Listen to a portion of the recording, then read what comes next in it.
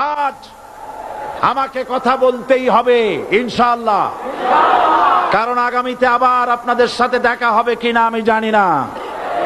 কথা বলতেই হবে। বসেন, কেউ দাঁড়িয়ে থাকবেন না।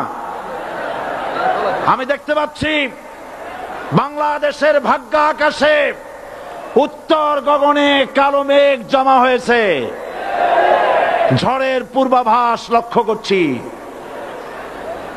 যদি মোকাবেলা করতে না পারেন সক্ষম ভাবে, এমন অন্ধকার গাঢ় কালো অমাবস্যার রাত আসতে পারে যার সুবে সাদেক হওয়া অসম্ভব।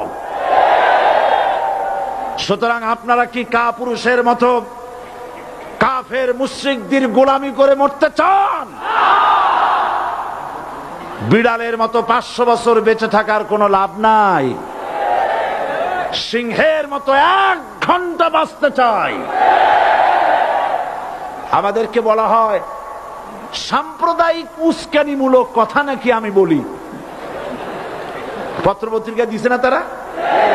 সাম্প্রদায়িক উস্কানি কথা, সাম্প্রদায়িক উস্কানিমূলক কথা বলি।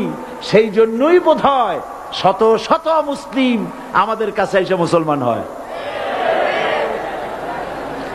মানুষে আর বোকা বানানো যাবে না। যাবে কি? আর বোকা বানানো যাবে? তারপর বলছে কি, এরপরে বলছে আমাকে বলছে রাজাকার। শুনে রাখো চট্টগ্রামের লক্ষ লক্ষ জনতা, পার্লামেন্টে যখন আমাকে এই কথা বলা হয়েছিল, আমার পার্লামেন্টের কলিগ জাফরুল্লাহ চৌধুরী সাহেব বসে আছেন এখানে,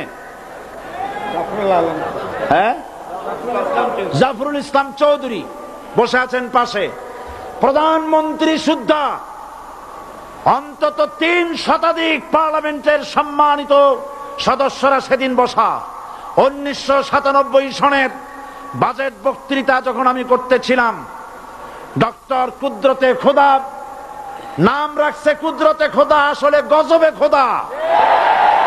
এই লোকটি নাস্তিক, ইসলামের চূড়ান্ত দুশমন।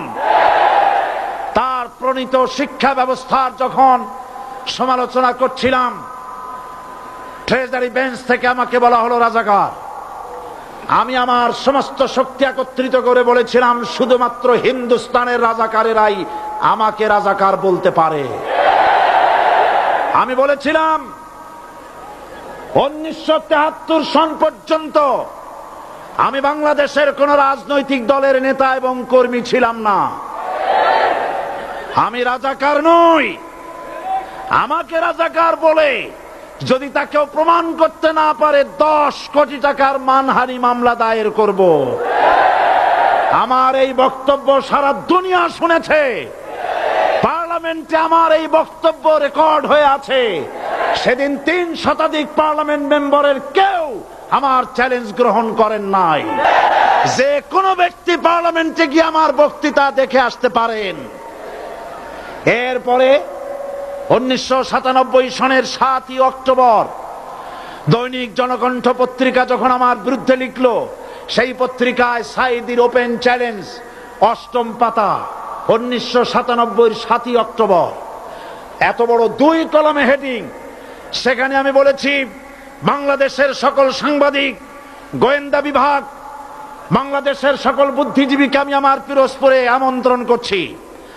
আমার উপস্থিতিতে যদি কেউ প্রমাণ করতে পারে বাংলাদেশের স্বাধীনতা যুদ্ধের বিরুদ্ধে আমার কোনো ভূমিকা ছিল, সজ্ঞানে স্বেচ্ছায় জাতীয় সংসদের সদস্য পদ থেকে পদত্যাগ করব। 3 বছর পার হয়ে গেছে, আজ পর্যন্ত কেউ এই চ্যালেঞ্জের মোকাবেলা করে নাই। সুতরাং আমাকে যারা রাজাকার বলবে তারা পিতৃ পরিচয়হীন অবৈধ সন্তান। 1971 সনের, শোনো মুসলমানেরা, 1971 সনের কোন কাদা সাইদির গায়ে লাগে নাই। আমাকে রাজাকার বলে জনগণ থেকে বিচ্ছিন্ন করবা, জনগণ থেকে আমারে বিচ্ছিন্ন করা যাবে না। কারণ এই জনগণ আমার জন্য আসে না, এই জনগণ আসে আল্লাহর কোরআনের জন্য।